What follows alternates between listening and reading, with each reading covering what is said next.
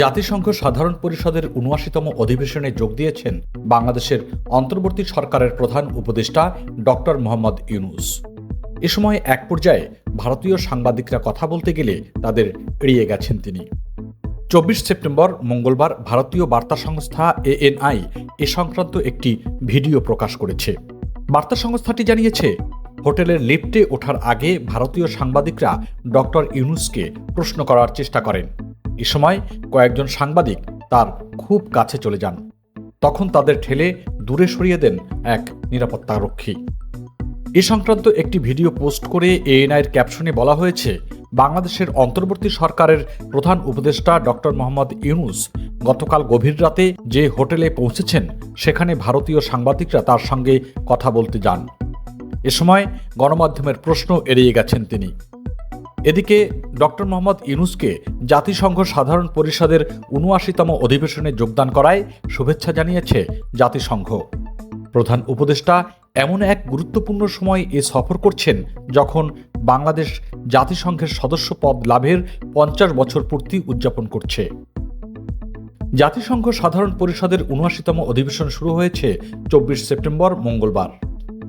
এতে ডক্টর মোহাম্মদ ইউনূস যোগ দেওয়ার পর তাকে স্বাগত জানিয়েছেন জাতিসংঘের মহাসচিব অ্যান্তোনিও গুতেরেস।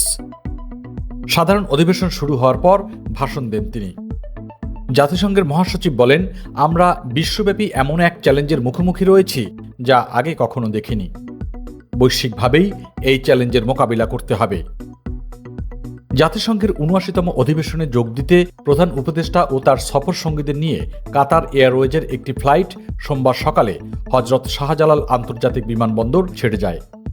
প্রধান উপদেষ্টা হিসেবে এটি ডক্টর ইউনূসের প্রথম বিদেশ সফর।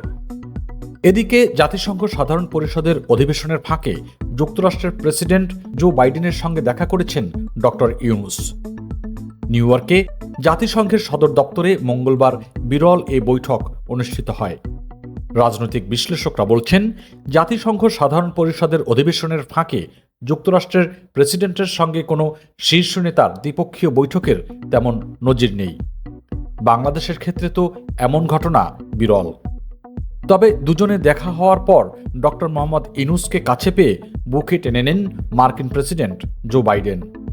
হাতে হাত রেখে বলেন, বাংলাদেশে সংস্কারের যে লক্ষ্য নোবেল বিজয়ী অর্থনীতিবিদ ঠিক করেছেন তাকে বাস্তবে রূপ দিতে সব ধরনের সহযোগিতা করবে হোয়াইট হাউস।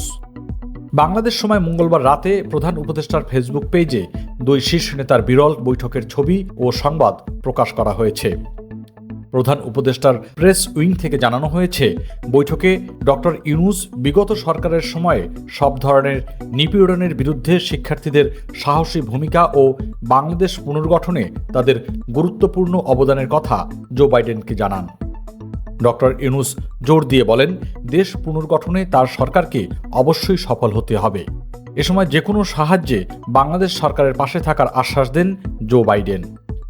যুক্তরাষ্ট্রের সাবেক একাধিক কূটনীতিকের মতে, চিরাচরিত প্রথা ভেঙে মার্কিন প্রেসিডেন্টের সঙ্গে বাংলাদেশের অন্তর্বর্তী সরকারের প্রধান উপদেষ্টার বৈঠক প্রতীকী অর্থে খুবই গুরুত্বপূর্ণ।